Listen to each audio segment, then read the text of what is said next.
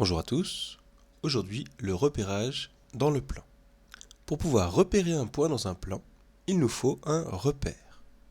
Un repère va être constitué de deux droites graduées, une horizontale, une verticale, pour nous signifier deux dimensions, droite-gauche, en haut, en bas. Deux directions, deux dimensions. Grâce à ça, nous allons pouvoir repérer n'importe quel point dans un plan. Ces deux droites ont une même origine. L'origine de la droite graduée horizontale est 0. L'origine de la droite graduée verticale est également 0. Elles se coupent en ce point 0. Et elles sont perpendiculaires entre elles. Deux droites perpendiculaires peuvent être dites orthogonales. Ainsi, le repère formé par ces deux droites ici est un repère orthogonal.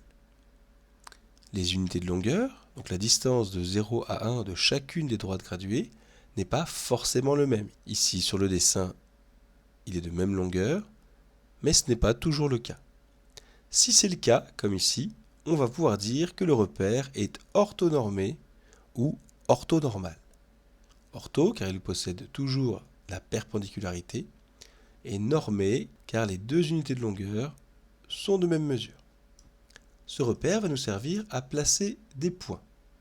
Les points vont avoir une abscisse, qu'on citera toujours en premier, et une ordonnée, qu'on citera toujours en second.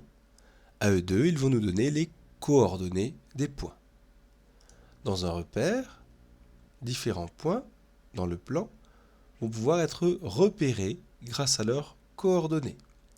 L'axe horizontal que nous connaissions déjà est l'axe des abscisses. L'axe vertical que nous venons d'introduire sera nommé l'axe des ordonnées. Ainsi, par exemple, le point A va avoir un repère sur l'axe des abscisses, ici 2, et un repère sur l'axe des ordonnées, ici 3. On projette l'emplacement du point sur les deux axes afin de déterminer sa position. Le point A ici a pour abscisse de le projeter du point A sur l'axe des abscisses donne 2.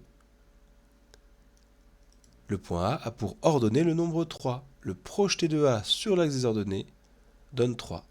Ainsi, les coordonnées du point A sont 2, point virgule, 3. 2 pour abscisse, 3 pour ordonnée. La notation est toujours comme ça. Le nom du point, entre parenthèses, son abscisse, point virgule, son ordonnée, et on ferme les parenthèses. Faites attention à ne pas confondre les sens. Ici, le point B a pour abscisse moins 4 et pour ordonnée 1. Le point D a pour abscisse 1 et pour ordonnée moins 4. Ils ne sont pas du tout situés au même endroit. Si on inverse les coordonnées, elles sont fausses. L'ordre est donc important. Voilà. Merci.